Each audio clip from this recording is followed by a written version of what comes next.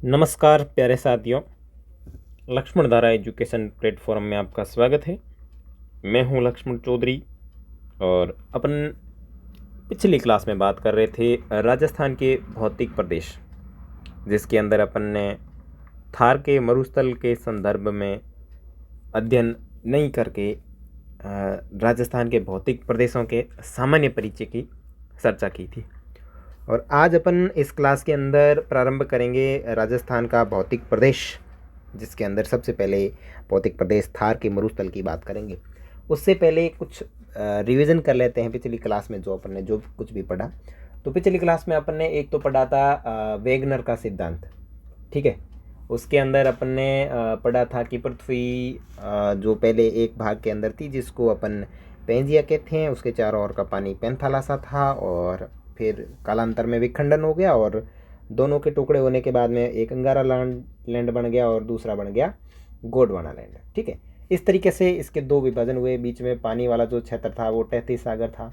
फिर उसके अपन ने उसके संबंधित साक्ष्य देखे कि भाई ये वैगनर ने जो सिद्धांत दिया है वो सही दिया है या नहीं। और उसके बाद में अपन ने पढ़ा था राजस्थान का भौतिक विभाजन।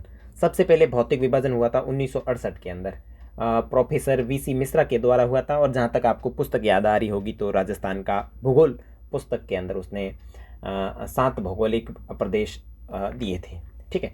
उसके बाद में अपन ने 1968 के अंदर ही एक और पढ़ा था AK सेन का, जिसने राजस्थान के 3 भौतिक प्रदेश दिए थे और जलवायु के आधार पर उसने वर्गीकरण किया था। उसके बाद में 1971 में डॉक्टर रामलोचन सिंह का विभाजन का पढ़ा था।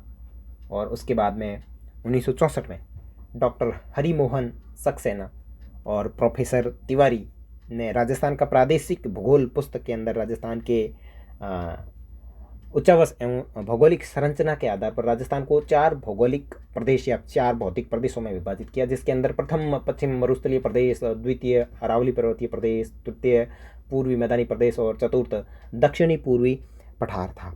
और उसमें सबसे पहले आज जिसकी बात करेंगे वो करेंगे थार के मरुस्थल की, यानी थार के मरुस्थल का आज अपन अध्ययन करने वाले हैं। तो चलिए शुरुआत कर लेते हैं थार के मरुस्थल की। इसको हटा देते हैं।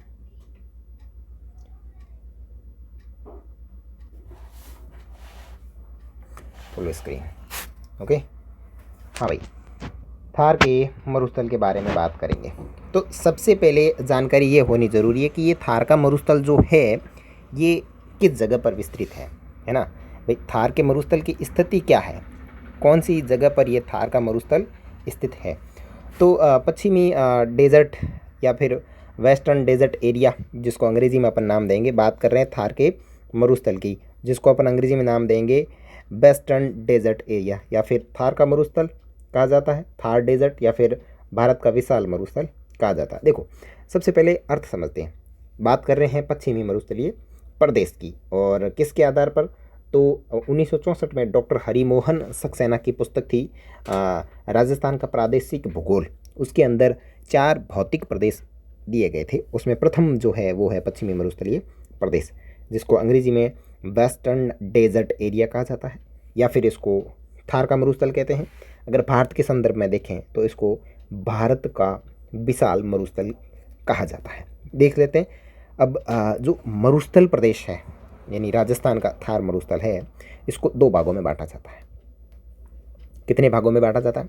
2 भागों। सबसे पहले शुष्क मरुस्थल, उसके बाद में अर्ध शुष्क मरुस्थल। यहाँ तक क्लियर? अब ये जो शुष्क मरुस्थल है इसको 2 भागों में और विभाजित किया जाता है, जिसको कहते हैं बालू का स्तूप मुक्त प्रदेश और बालू का स्तूप युक्त प्रदेश। यानी ऐसा क्षेत्र जहाँ पे धोरे हैं और ऐसा क्षेत्र जहाँ पे धोरे नहीं है वो तो हो जाएगा मुक्त प्रदेश, और ऐसा क्षेत्र जहाँ धोरे हैं वो हो जाएगा युक्त प्रदेश। तो कौन कौन से हैं ये तो विस्तार देखेंगे अपन आगे, लेकिन थोड़ा पहले डायग्राम सेट कर लें दिमाग में कि किन किन चीज़ों का अध्ययन करने वाले हैं। फिर बात करेंगे अर्धशुष्क मरुस्थल की, जिसके अंदर घग्गर का मैदान, फिर शेखावटी क्षेत्र, फिर नागौरी उच्च भूमि क्षेत्र की बात करेंगे, फिर बात करेंगे लूणी बेसिन की। तो मोटा मोटी जो मरुस्थलीय क्षेत्र है राजस्थान का पश्चिमी मरुस्थल, इसको 2 भागों में विभाजित किया जाता है। फिर शुष्क मरुस्थल को पुनः 2 भागों में, और फिर अर्ध शुष्क मरुस्थल को पुनः 4 भागों में विभाजित किया जाता है। इससे पहले थोड़ा इधर देख लें, इस पिक के अंदर ये आपको फोटो दिख रही होगी, इसके अंदर ये पश्चिमी मरुस्थल का क्षेत्र बताया गया है। यहाँ पे ज़्यादा वनस्पति नहीं होती, धोरे होते हैं और ऊँट लेके जा रहे हैं एक व्यक्ति, ठीक है। फिर अगर आप सैटेलाइट मैप से देखने का प्रयास करोगे तो ये इस तरीके का जो इलाका दिखेगा। मैं यहाँ से आपको अंडरलाइन करके बताने की कोशिश करता हूँ। ये जो रेत रेत टाइप का जो इलाका आपको दिख रहा है, ये पूरा का पूरा पश्चिमी मरुस्थलीय क्षेत्र है, जिसको देखो ये पूरी पूरी रेत दिख रही है ना, जोधपुर के आसपास, बीकानेर, बाड़मेर, जैसलमेर, फिर ये पाकिस्तान में भी है। और ऐसे बात करें तो ये इतना विस्तृत है। अब देख लेते हैं कहाँ का विस्तृत है। तो देखो गुजरात में है। कहाँ पे है? गुजरात में है। सिंध प्रांत है पाकिस्तान के, फिर पाकिस्तान के पंजाब प्रांत में है, फिर राजस्थान के अंदर है, ठीक है ना, ये तो राजस्थान हो गया, ठीक है। और फिर हरियाणा है, और हरियाणा के बाद में बात करें तो पंजाब है। तो देखो भारत में कहाँ का विस्तार है? भारत में सबसे पहले विस्तार है इसका गुजरात। कहाँ पे है? गुजरात में, ठीक है। फिर कहाँ है? राजस्थान। फिर कहाँ है? हरियाणा। फिर कहाँ है? पंजाब। और बात करें अंतर्राष्ट्रीय स्तर पर तो पाकिस्तान के सिंध प्रांत में भी विस्तृत है और पाकिस्तान के पंजाब प्रांत में भी विस्तृत है। आई थिंक आपको ये स्थिति पूर्णतः समझ में आ गई होगी अच्छे से कि इसकी जो विस्तार सीमा है वो कहाँ तक है। गुजरात, राजस्थान, हरियाणा, पंजाब भारत के संदर्भ में, और पाकिस्तान के अंदर देखें तो इसका विस्तार पाकिस्तान में भी है, जहाँ सिंध प्रांत और पंजाब प्रांत के ज़िले इसके अंतर्गत आते हैं। अब देखते हैं नेक्स्ट कुछ उत्पत्ति किस तरीके से हुई, आदि सिद्धांतों की बात कर लेते हैं। तो देखो पश्चिमी मरुस्थलीय प्रदेश जिसको थार मरुस्थल कहा जाता है की उत्पत्ति राजस्थान में अरावली पर्वतमाला के पश्चिम में स्थित विशिष्ट भौगोलिक प्रदेश पश्चिमी मरुस्थलीय प्रदेश अर्थात थार के मरुस्थल की उत्पत्ति न्यूटन महाकल्प नियोजोइक एरा चतुर्थ युग के प्लेस्टोसीन काल में टेथिस सागर के अवशेष से हुई। मोटा मोटी ये चीज़ याद रखनी आपको ज़रूरी है। कौन सी चीज़ है आपको बताता हूँ मैं वापस। देखो यहाँ इसने क्या बताया है कि पश्चिमी मरुस्थलीय प्रदेश जो अरावली के पश्चिमी क्षेत्र में एक विस्तृत क्षेत्र है, जो कब बना तो न्यूटन महाकल्प के नियोजोइक एरा या चतुर्थ युग के प्लेस्टोसीन काल में। ध्यान क्या रखना, एक तो न्यूटन महाकल्प, ठीक है। न्यूटन महाकल्प जो था उसके अंदर नियोजोइक एरा यानी काल चलता था, नियोजोइक काल, इसी को नियोजोइक काल कहते हैं, या फिर चतुर्थ युग, या फिर इसके प्लेस्टोसीन काल हुआ था एक, उसके अंदर टेथिस सागर के अवशेष से इसकी उत्पत्ति हुई। बहुत बार एग्जाम के अंदर सीधा इसी से कनेक्ट करके क्वेश्चन पुटअप हो जाता है कि पश्चिमी मरुस्थलीय प्रदेश की उत्पत्ति कब हुई। तो ये आप विशेष रूप से ध्यान रखें कि इसकी उत्पत्ति है वो न्यूटन महाकल्प नियोजोइक एरा चतुर्थ युग के प्लेस्टोसीन काल में टेथिस सागर के अवशेष के रूप में हुई थी। जहाँ तक इसके राजस्थान का सामान्य परिचय है उसके अंदर मैंने भी आपको बताया था कि थार का मरुस्थल किसका अवशेष है, और मैंने इसको जब भौतिक प्रदेश को प्रारंभ किया था उसमें भी मैंने आपको बताया था कि थार का मरुस्थल कैसे किसका अवशेष माना जाता है। तो टेथिस सागर के अवशेष के रूप में इसकी उत्पत्ति हुई। मरुस्थल की सर्वप्रथम परिभाषा अबूर बिले ने 1949 ईस्वी में दी। मरुस्थल को सबसे पहले, ये मरुस्थल है, मरुस्थल किसे कहेंगे, इस मरुस्थल शब्द को सबसे पहले परिभाषित किया था अबूर बिले नामक व्यक्ति ने। कब किया? 1949 ईस्वी को सबसे पहले परिभाषित किया। क्या कहा? भूमि का हास ही मरुस्थल है, यानी भूमि की हास का मतलब होता है भूमि की उपजाऊपन में कमी आना, भूमि का उड़ जाना, भूमि का एक तरीके से कहें तो भूमि का मतलब हास, भूमि का उड़ जाना। अब ये भूमि प्रदूषण किस तरीके से होता है भाई? मिट्टी के उड़ के चले जाना, हवा के माध्यम से, पानी के माध्यम से, या फिर जो भी इसमें प्रमुख योगदान देने वाले जो कारक है वो क्या करते हैं, भूमि को मरुस्थल बनाने का काम करते हैं। तो अबूर बिले नामक व्यक्ति ने सर्वप्रथम परिभाषा दी थी 1949 में, अर्थात 1949 में कहा कि भूमि का हास ही मरुस्थल है। ड्रैगन 1991 में भूमि का उपजाऊपन समाप्त होना ही मरुस्थल है। फिर एक व्यक्ति था ड्रैगन 1991 में, उसने एक परिभाषा दी कि भूमि का उपजाऊपन जो है वो समाप्त होता है तो उसे ही मरुस्थल की संज्ञा दी जाती है। तो वैसे तो ये परिभाषाओं का अध्ययन अपन जब मरुस्थल पढ़ते हैं ना कि भाई मरुस्थल के बारे में विशेष अध्ययन करना हो तब देखते हैं, लेकिन अपने यहाँ थार का मरुस्थल पढ़ रहे हैं तो थोड़ी बहुत जानकारी होनी चाहिए कि मरुस्थल शब्द कब आया और इसकी क्या डेफिनेशन है। तो सर्वप्रथम परिभाषित अबूरबिले याद रखें 1949, भूमि का हाथ ही मरुस्थल है। और फिर ड्रैगन को याद रखें जो 1991 में परिभाषा देते हैं कि भूमि का उपजाऊपन समाप्त होना ही मरुस्थल है। आगे देखते हैं। नेक्स्ट है सर सिरिल फॉक्स तथा बेलेंडफोर्ड के अनुसार ट्रसरी काल साइनोजोइक एरा तृतीय महाकल्प तक थार का मरुस्थल समुद्र के नीचे था। चतुर्थ महाकल्प के प्लेस्टोसिन काल में समुद्र के निरंतर पीछे हटने, सूखने और मानवीय क्रियाकलापों जैसे अतिचारण, निर्विनीकरण, मृदा एवं जल के अनुचित प्रबंधन के कारण मरुस्थलीय दशाओं का विकास हुआ। तो देखो यहाँ पे अपन ने देखा कि एक व्यक्ति था सर सिरिल फॉक्स, ठीक है, दूसरा था बेलेंडफोर्ड।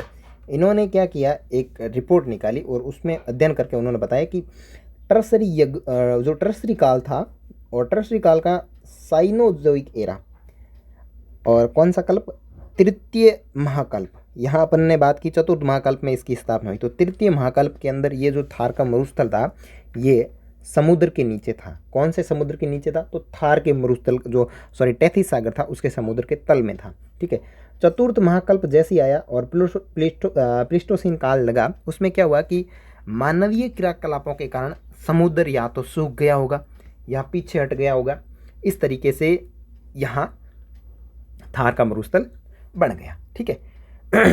अब आगे बात करें तो थार का मरुस्थल टेथिस सागर का अवशेष है जिसके प्रमाण निम्नलिखित है। भाई अब सब लोगों ने ये कह दिया कि भाई थार का मरुस्थल जो है वो टेथिस सागर का अवशेष है। तो भाई लोगों ने प्रश्न किए कि भाई थार का मरुस्थल टेथिस सागर का अवशेष है कैसे, इसको हम कैसे मान लें कि ये थार का मरुस्थल है वो टेथिस सागर का अवशेष है। तो इन सभी प्रश्नों का जवाब देने के लिए यहाँ पे कुछ साक्ष्य प्राप्त हुए हैं हमारे को, ऐसे स्रोत प्राप्त हुए हैं जिनके माध्यम से अपन कह सकते हैं कि ये जो पश्चिमी मरुस्थलीय जो क्षेत्र है ये थार के मरुस्थल का अवशेष है। तो चलो देखते हैं कि कौन कौन से अवशेष अपने को यहाँ से प्राप्त हुए। देखो उससे पहले एक चीज़ है कि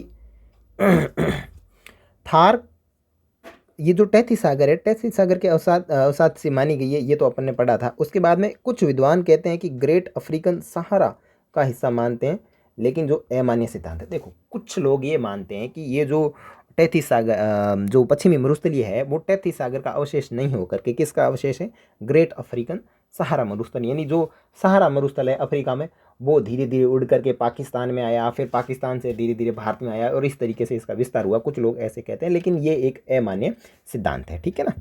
फिर आगे देखते हैं टेथिस सागर के अवशेष के पक्ष में प्रमाण कौन कौन से हैं। तो सबसे पहले आता है पेट्रोलियम के भंडार। पेट्रोलियम का निर्माण समुद्री जीवाश्मों से होता है, ये तो आप सबको पता है। और आपको पता होगा पश्चिमी मरुस्थलीय क्षेत्र राजस्थान के जिला बाड़मेर के अंतर्गत पचपदरा में सबसे बड़ी रिफाइनरी लगाई जा रही है। क्यों लगाई जा रही है, क्योंकि बाड़मेर, जैसलमेर, जालोर, सांचौर, ये जो सांचौर बेसिन है, जालोर है, जालोर का सांचौर बेसिन हो गया, बाड़मेर है, फिर जैसलमेर हो गया, इन क्षेत्रों में तेल के बहुत ही पेट्रोलियम तेल के काफ़ी भंडार मिले हैं जिसके कारण यहाँ पे रिफाइनरी स्थापित की जा रही है। तो अत्यधिक मात्रा में भंडार मिलने के क्या हो सकते हैं, वही हो सकते हैं कि यहाँ पे पहले कोई ना कोई समुद्र हुआ करता था और उसमें उन्हीं समुद्री जीवों के दब जाने के कारण पेट्रोलियम की उत्पत्ति हुई। तो पहला प्रमाण। दूसरा है खारे पानी की झीलें।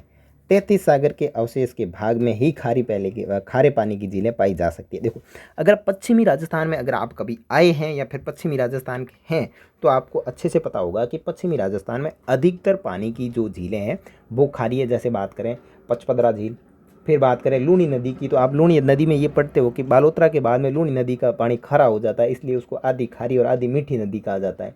ऐसा क्यों? ऐसा इसलिए क्योंकि यहाँ पे क्या है कि कुछ अवशेष टेथिस सागर के बचे हुए हैं। फिर बात करें माइकोनिष्ठ चट्टानें, माइकोसिस्ट चट्टानें जो थार के मरुस्थल में माइकोनिष्ठ चट्टानें मिलती हैं, जबकि सहारा में इस प्रकार की नहीं मिलती। तो ये सहारा वाला जो कथन है उसको पूर्णतः स्पष्ट कर देता है, मतलब पूर्णतः स्पष्ट कर देता है कि जो कुछ लोग कहते हैं ना कि ये सहारा मरुस्थल का हिस्सा है, तो इस कथन के माध्यम से अपन कह सकते हैं कि भाई सहारा मरुस्थल में इस तरीके की जानकारी नहीं मिलती जो अपने पश्चिमी मरुस्थल में मिलती है, इसलिए ये थार का मरुस्थल जो है टैथी सागर का अवशेष है। फिर बात करें कुलधरा गांव जैसलमेर, यहाँ प्लेस्टोसीन काल के मत्स्य मतलब मछलियाँ प्राप्त हुई है और अतः ये एक समुद्री भाग रहा होगा। अब देखो मेरी बात सुनो, इतने रेतीले इलाके के अंदर मछली कहाँ से आई, मछली के कांटे प्राप्त हुए हैं, तो भाई साहब इतने पश्चिमी राजस्थान के अंदर इतनी रेत ही रेत पड़ी है, यहाँ मछली आई कैसे? तो ये प्रश्न कहीं ना कहीं इस चीज़ से अपने को लिंक करता है कि यहाँ कोई समुद्र रहा होगा और यहाँ मछलियाँ रही होगी, इसलिए। फिर बात करें आकल गांव जैसलमेर, आकल गांव जो जैसलमेर है यहाँ स्थित लकड़ी के जीवाश्म 8 करोड़ वर्ष पुराने हैं, अतः निश्चित रूप से यहाँ प्रारंभ में मरुस्थलीय क्षेत्र तो नहीं था। वर्तमान में अगर आप राजस्थान के बाड़मेर जैसलमेर इलाके को देखेंगे तो यहाँ इतनी ज़्यादा मात्रा में वृक्ष नहीं है। तो 8 करोड़ वर्ष पहले लकड़ी के प्रमाण यहाँ कैसे प्राप्त हुए? यहाँ ये कथन ये कह सकता है कि भाई पहले तो ये मरुस्थल था नहीं, इसका मतलब यहाँ कोई तो पानी का स्रोत रहा होगा जिसके कारण ये इतनी बड़ी लकड़ियाँ पनपी या पैदा हुई। फिर बात करें गोंडवाना क्रम की चट्टान की उपस्थितियाँ, छप्पन की पहाड़ियाँ, बाप बोल्डर, लिग्नाइट भंडार गोंडवाना क्रम की चट्टानें हैं जो प्रमाणित करती है कि प्रारंभ में यहाँ मरुस्थल नहीं था। अगर आपने ज्वालामुखी टॉपिक पढ़ा है, अगर नहीं पढ़ा है तो अपन जब भी इसके संदर्भ में बातचीत करेंगे ज्वालामुखी के अंदर, तो उसमें अपन पढ़ते हैं कि ज्वालामुखी सबसे ज़्यादा कहाँ निकलती है? समुद्री तटों पर। भाई ऐसी कई कठोर चट्टान पे तो निकलेगी नहीं, और यहाँ पश्चिमी मरुस्थल में कुछ पहाड़ियाँ देखने को मिलती है, तो इससे अपन ये अंदाज़ा लगा सकते हैं कि पुराने ज़माने में यहाँ पे समुद्र रहा होगा, और समुद्र की तट जो होती है वो हमेशा दलदली तट होती है, और वहाँ से संभावना ये रहती है कि ज्वालामुखी ज़्यादातर जो निकलती है समुद्री तटों से निकलती है ताकि वो आसानी पूर्वक लावे को बाहर निकाल सके। तो प्रारंभ में तो ऐसा माना जाता है कि यहाँ कोई ना कोई समुद्र रहा होगा। और वो एक कथन था ना कि ये ग्रेट पोलियो आर्कटिक अफ्रीका मरुस्थल का हिस्सा है, तो उसको लोग किस प्रकार कहते हैं कि देखो कि ये थार का मरुस्थल है वो ग्रेट पोलियो आर्कटिक अफ्रीका मरुस्थल का पूर्वी भाग है। कैसे हैं ये? यहाँ पे अफ्रीका है, ठीक है, अफ्रीका में फैला हुआ है सहारा मरुस्थल। सहारा मरुस्थल से रेत उड़ी और यहाँ पे आई अफ़गानिस्तान में, तो उसको कहते हैं कबीर, ठीक है। और फिर आई पाकिस्तान में कहते हैं चेलिस्तान, ठीक है। फिर आई भारत में कहते हैं थार का मरुस्थल, ठीक है ना। तो उत्तरी अमेरिका में कहा जाता है, उत्तरी जो अफ्रीका है इसको कहा जाता है सहारा मरुस्थल। फिर अरब देशों में बात करें तो कबीर, फिर पाकिस्तान में बात करें तो चेलिस्तान, फिर भारत में बात करें तो ये थार का मरुस्थल माना जाता है। और इसके स्थानांतरण की जो दर है वो 0.05 किलोमीटर पर ईयर है। लेकिन ये कथन है वो अमान्य है, ये आपको सिर्फ समझना है। और इस कथन को आप कौन से कथन से कह सकते हैं कि ये कथन सही नहीं है? तो आप कहेंगे कौन से कथन से? इस कथन से कि माइकोसिस्ट चट्टानें हैं वो केवल और केवल थार के मरुस्थल में पाई जाती है और सहारा मरुस्थल में नहीं पाई जाती, इसलिए ये कथन सही नहीं है, ये आपको सिर्फ समझना है, ठीक है। आगे बढ़ते हैं। फिर बात करें थार के मरुस्थल की, तो क्षेत्र वनस्पति रहित क्षेत्र जो होता है वो मरुस्थल कहलाता है। मरुस्थल अरबी भाषा का शब्द है जिसका अर्थ होता है सखरा और उसका तात्पर्य होता है मृत भूमि। देखो अपन बात कर रहे हैं थार के मरुस्थल की। थार के मरुस्थल का अपन ने मोटा मोटी विस्तार देख लिया कि भाई मोटा मोटी क्या होता है थार का मरुस्थल और किस तरीके से इसकी उत्पत्ति हुई और क्या क्या राजस्थान के थार मरुस्थल के संबंध में कथन है। उसके बाद में अपन बात करते हैं थार मरुस्थल के जानकारी के बारे में। तो देखो क्षेत्र का मतलब क्या है भाई? ऐसा क्षेत्र जो वनस्पति रहित हो, यहाँ पेड़ पौधे नहीं हो, उसे मरुस्थल कहेंगे। और मरुस्थल जो शब्द है वो अरबी भाषा का शब्द है जिसका अर्थ होता है सखरा और उसे कहते हैं मृत भूमि। ईश्वरी प्रसाद ने इसे रुक्ष कहा है, किसको? मरुस्थल को। और हेवन सॉन्ग ने इसे गुजरातरा कहा है। कौन से क्षेत्र को? थार के मरुस्थल को। देखो थार के मरुस्थल को या फिर मरुस्थल को अरबी भाषा में सखरा कहा जाता है। और ईश्वरी प्रसाद एक व्यक्ति है जिन्होंने थार के मरुस्थल को रुक्ष की संज्ञा दी है और हेवन सॉन्ग ने इसे गुजरातरा शब्द से संबोधित किया है। यहाँ एक प्रश्न दिया हुआ है कि थार के संदर्भ में थार का जो मरुस्थल है उसके संदर्भ में सही है, ये एक मृत भूमि क्षेत्र है, बिल्कुल सही बात है। इसमें सदैव तापमान अधिक रहता है, बिल्कुल सही बात है। इसमें खाद्यान्नों एवं वनस्पति का अभाव है, बिल्कुल सही बात है। इसमें प्रतिकूल परिस्थितियों का निर्माण नहीं होता, बिल्कुल प्रतिकूल तो है ही नहीं, प्रतिकूल परिस्थितियों का निर्माण नहीं होता। मरुस्थल को टैथी सागर का अवशेष कहते हैं, बिल्कुल सही बात है। डी जो है वो क्या दिखा रहा है, इसमें प्रतिकूल परिस्थितियों का निर्माण नहीं होता।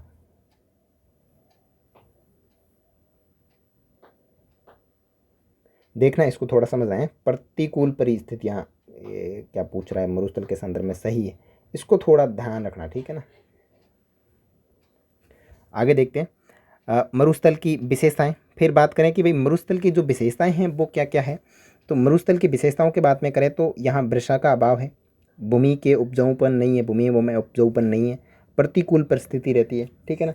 यहाँ पे प्रतिकूल परिस्थिति रहती है और इसने कहा है इसमें प्रतिकूल परिस्थितियों का निर्माण नहीं होता। इसमें ये जो है ये गलत है। यहाँ देखो इसने कहा सही नहीं है वो देखना है। तो इसमें प्रतिकूल परिस्थितियों का निर्माण नहीं होता। देखो प्रतिकूल प्रतिकूल परिस्थितियाँ ही रहती है, इसमें अनुकूल परिस्थितियाँ है ही नहीं, इसमें हमेशा प्रतिकूल परिस्थितियाँ ही रहती है, ठीक है ना। तो ये थोड़ा विशेष देख लेना, ठीक है। उष्ण कटिबंधीय में तापमान अधिक रहता है और शीत कटिबंध में तापमान कम रहता है, और वन्य जीव का अभाव है और वनस्पति का अभाव है। तो देखो ये है मरुस्थल की विशेषता, यानी यहाँ पे बारिश बिल्कुल कम होती है और भूमि का उपजाऊपन बहुत कम होता है। प्रतिकूल परिस्थितियाँ रहती है, यानी अनुकूल परिस्थिति नहीं है। उष्ण कटिबंधीय में तापमान अधिक होता है, यानी गर्मी में तापमान अधिक, सर्दी में तापमान ज़्यादा, सर्दी में सादा और गर्मी में गर्मा। वन्य जीव का अभाव है, बिल्कुल वन्य जीव बहुत कम पाए जाते हैं, और वनस्पति का अभाव है। देखो मरुस्थल से संबंधित साहित्यिक शब्दावली कौन सी है। एक तो मरु है, मरु का मतलब होता है मरुस्थल, मेरु का मतलब होता है अरावली, और माल का मतलब होता है उपजाऊ भूमि, जिसको हाड़ौती में कहा जाता है माल, ठीक है। तो ये शब्द आपको ध्यान रखना है, मेरु, माल, मरु, ये आपको सुमेलित करने वालों में दिए जा सकते हैं कि मरु का मतलब होता है मरुस्थल, मेरु का मतलब होता है अरावली जिसको कहते हैं अजय मेरु, ठीक है ना, ठीक है ना, और माल का मतलब होता है उपजाऊ भूमि जो हाड़ौती क्षेत्र में कहलाती हैं। अब है थार के मरुस्थल का महत्व, यानी जो थार का मरुस्थल है इसका महत्व क्या है, ठीक है ना। थार के मरुस्थल का महत्व क्या है, तीनों स्थिति बात करेंगे। वर्ल्ड में क्या महत्व है, फॉर इंडिया यानी इंडिया में क्या महत्व है, फॉर राजस्थान यानी राजस्थान में क्या महत्व है। सबसे पहले बात करें विश्व की, तो विश्व का शक्ति ग्रह कहा जाता है। सर्वाधिक सौर ऊर्जा उत्पादन की संभावना थार के मरुस्थल में है, और सर्वाधिक जैव विविधता, तो विश्व का शक्ति ग्रह कहा जाता है। सर्वाधिक सौर ऊर्जा उत्पादन यहाँ सबसे अधिक संभावना है, और सर्वाधिक जैव विविधता वाला मरुस्थल है, और सर्वाधिक जनघनत्व वाला मरुस्थल है। ये है विश्व के संदर्भ में इसकी इम्पोर्टेंट, यानी यहाँ सौर ऊर्जा की संभावना बहुत अधिक है और सर्वाधिक जैव विविधता, मतलब थार मरुस्थल के अलावा जितने भी मरुस्थल है वहाँ पे लोग बहुत कम सर्वाइव करते हैं, लेकिन यहाँ थार मरुस्थल में काफ़ी ज़्यादा लोग रहते हैं, जनसंख्या घनत्व वगैरह है, तो ये थोड़ा वर्ल्ड में थोड़ा इंपॉर्टेंस रखता है। आगे बात करें फॉर इंडिया, सर्वाधिक पेट्रोलियम भंडार माने यहाँ पे है, ठीक है ना। अब तटीय क्षेत्र के अलावा तट क्षेत्र को छोड़कर बात करें तो भारत में सबसे अधिक तेल के भंडार, पेट्रोल तेल के भंडार यहाँ पे हैं। ग्रीष्म ऋतु में निम्न वायुदाब गर्त विकसित कर भारतीय मानसून को नियमित करता है, यानी भारत में वर्षा करवाने के लिए थार के मरुस्थल की महत्वपूर्ण योगदान रहता है। फिर बात करें राजस्थान के संदर्भ में, तो सबसे बड़ा ऊर्जा उत्पादन क्षेत्र और अधात्विक खनिजों के विशाल भंडार, इंदिरा गांधी नहर और नर्मदा नहर के कारण कृषि क्षेत्र भूमि में बढ़ोतरी। तीन चीज़ें इंपॉर्टेंट है। सबसे पहले तो यहाँ पे बहुत ऊर्जा के भंडार हैं, अत्यधिक खनिज भंडार है, और इंदिरा गांधी और नर्मदा नहर के कारण यहाँ पे कृषि क्षेत्र भी काफ़ी विकसित होते जा रहे हैं। तो ये वर्ल्ड के अंदर, इंडिया के अंदर, राजस्थान के अंदर थार के मरुस्थल की महत्वता थी। अब बात करेंगे थार के मरुस्थल की विशेषताएं और विस्तार कहाँ कहाँ है, थार का मरुस्थल कहाँ कहाँ किस तरीके से विस्तृत है और क्या विशेषताएं रहती है। तो सामान्य जानकारी फटाफट देख लेते हैं। थार का मरुस्थल क्षेत्रफल की दृष्टि से विश्व का 17वां बड़ा मरुस्थल है, ठीक है, जिसका विस्तार भारत तथा पाकिस्तान में है, ठीक है। भारत तथा पाकिस्तान के पंजाब और सिंध प्रांत के अंतर्गत है। भारत के अंदर 100% अगर बात करें इस पूरे थार के मरुस्थल की, जिसमें से 15% जो विस्तार है वो पाकिस्तान के 2 प्रांत पंजाब और सिंध प्रांत के अंदर है, बाकी का जो है वो भारत के अंदर विस्तृत है। और भारत में कहाँ कहाँ है, तो भारत में हो जाएगा पंजाब, गुजरात, राजस्थान, हरियाणा, ठीक है। उपोष्णता की दृष्टि से 9वां सबसे बड़ा मरुस्थल है। जनसंख्या एवं जैव विविधता के आधार पर प्रथम स्थान रखता है, इसलिए इसे धनी मरुस्थल की संज्ञा दी जाती है। तो ये तो था विश्व के संदर्भ में, ठीक है। आगे बात करें, थार का मरुस्थल भारत में 85% है। 85% कहाँ है, भारत में है, और 15% कहाँ है, पाकिस्तान में। उसमें से उत्तर पश्चिमी राज्यों जैसे हरियाणा में 12 यानी 1-2%, फिर पंजाब के अंदर 7.8%, फिर गुजरात के अंदर 12.85% और फिर राजस्थान की बात करें तो राजस्थान में 58.68% विस्तृत है। तो यहाँ विशेष रूप से ध्यान रखें कि भारत के अंदर थार के मरुस्थल का 85% विस्तार है। ठीक है, 85% में से हरियाणा के अंदर, पंजाब के अंदर, गुजरात के अंदर और राजस्थान के अंदर विस्तार है। और सबसे अधिक कहाँ है? तो सबसे अधिक है राजस्थान में, और सबसे कम की बात करें तो हरियाणा के अंदर विस्तृत है। ठीक है, भारत में थार के मरुस्थल का सर्वाधिक विस्तार राजस्थान में तथा न्यूनतम विस्तार हरियाणा में है। ठीक है, राजस्थान के थार के मरुस्थल का विस्तार राजस्थान के कुल क्षेत्रफल का 61.11% है, जबकि राजस्थान में मुख्य मरुस्थल 1,75,000 वर्ग किलोमीटर है। ये जानकारी थोड़ी सी ध्यान रखें कि राजस्थान का जो थार का मरुस्थल है उसका विस्तार राजस्थान के कुल क्षेत्रफल, यानी राजस्थान का जो कुल क्षेत्रफल है 3,42,239 वर्ग किलोमीटर, उसके अंदर कितना योगदान देता है? तो 61.11%। ठीक है, नेक्स्ट बात करते हैं थार के मरुस्थल का विभाजन। थार के मरुस्थल का विभाजन मैं आपको पहले भी ऑलरेडी बता चुका हूँ कि थार के मरुस्थल का विभाजन कहाँ कहाँ है। तो ये जो क्षेत्र है यहाँ से यहाँ तक का, ये थार के मरुस्थल का क्षेत्र आता है। ठीक है, इसको किस तरीके से विभाजित किया जाता है एक बार पुनः मैं आपको बता देता हूँ। इसको क्या विभाजित किया जाता है? 2 भागों में। सबसे पहले शुष्क मरुस्थल, उसके बाद में अर्ध शुष्क मरुस्थल। ठीक है, तो 25 सेंटीमीटर वर्षा रेखा के आधार पर मरुस्थल को 2 भागों में बांटा जाता है। यानी इनको 2 भागों में बांटने का आधार कौन है? 25 सेंटीमीटर समवर्षा रेखा जो है, 25 सेंटीमीटर वर्षा रेखा जो है वो थार के मरुस्थल को 2 भागों में विभाजित करती है। कितने भागों में विभाजित करती है? 2 भागों में। यानी 0 से 25 तक और 25 से ऊपर की जो वर्षा होती है वो तो हो जाएगा अर्धशुष्क, और 0 से 25 तक होती है वो हो जाएगा शुष्क मरुस्थल। तो 0 से 25 वाला ये होगा शुष्क मरुस्थल, जिसके अंदर 2 है, बालू का स्तूप युक्त और बालू का स्तूप मुक्त प्रदेश। ठीक है, फिर 25 से ऊपर जो है वो है Ghaggar basin, Shekhawati basin, Nagaur basin और लूणी बेसिन। ये था थार के मरुस्थल का विस्तार। यहाँ आप इस मैप में देख सकते हो। ठीक है, बालू का स्तूप मुक्त क्षेत्र, पोखरण, बालोतरा, फलोदी, ये पूरी जानकारी मैं आपको बताऊँगा फिर। और यहाँ पे आप इस तरीके से ये विस्तृत है। ठीक है ना, इसका आप क्षेत्रफल भी देख सकते हो यहाँ से। ठीक है, तो ये है राजस्थान के मरुस्थल का सामान्य परिचय। और आगे की क्लास में अपन बात करेंगे राजस्थान के मरुस्थल के प्रकार, यानी मरुस्थल के जो भाग है, जिसमें सबसे पहले अपन बात करेंगे शुष्क मरुस्थल की, और उसके बाद में बात करेंगे शुष्क मरुस्थल में बालू का स्तूप युक्त क्षेत्र और बालू का स्तूप मुक्त क्षेत्र, और उसके बाद में क्रमशः अर्धशुष्क मरुस्थल की। तो चलिए दोस्तों, आज की क्लास अपन यहीं समाप्त करते हैं। अगर आपको ये वीडियो पसंद आया हो तो लाइक करें, शेयर करें। साथ ही साथ अगर आपको इसी तरीके का क्वालिटी कंटेंट चाहिए तो लक्ष्मण धारा एजुकेशन प्लेटफॉर्म को सब्सक्राइब करें और अपने दोस्तों के साथ में ज़रूर शेयर करें कि यहाँ पे क्लासें ली जा रही है, क्लासें हैं वो रिकॉर्डेड अपलोड की जा रही है, जिसके माध्यम से आप अच्छे से अपनी पढ़ाई को मजबूत कर सकते हैं। और विशेष रूप से ध्यान रखें, ये क्लास किसी एक गवर्नमेंट जॉब के लिए नहीं है कि भाई चलो मान लिया कि LDC की है, चाहे रीट की है, ऐसा कुछ नहीं है। इसके अंदर बहुत सारा कंटेंट अपलोड कर रहा हूँ मैं, जो अपने प्रत्येक एग्जाम की दृष्टि से महत्वपूर्ण होता है। तो चलिए आज की क्लास को समाप्त करते हैं। जय हिंद, जय भारत। मिलते हैं नए पार्ट के अंदर, तब तक नमस्कार।